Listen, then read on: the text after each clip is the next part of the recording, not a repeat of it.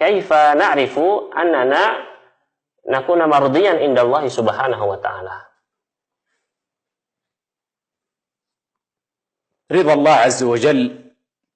منزلة عالية عظيمة جدا، وإنما يحصل رضا الله عز وجل بتحقيق توحيده وحسن اتباعه لرسول الله صلى الله عليه وسلم، والاجتهاد في طاعته،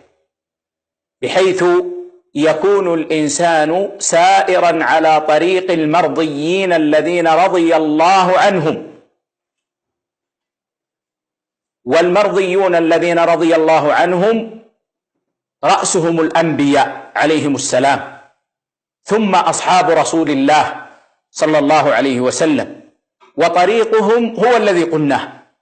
تحقيق التوحيد والحرص عليه وتعظيمه، تعظيم التوحيد ومحبة التوحيد ومحبة الموحدين والثناء على التوحيد وعلى أهله، وتحقيق الاتباع لرسول الله صلى الله عليه وسلم والمحبة الصادقة لرسول الله صلى الله عليه وسلم ولسنة رسول الله صلى الله عليه وسلم ولمن يسيرون على سنة النبي صلى الله عليه وسلم، والحرص على العمل الصالح والطاعات وعلى البعد عن المعاصي والمحرمات. فإذا فعل العبد هذا فإنه يكون ممن سار في طريق الرضا،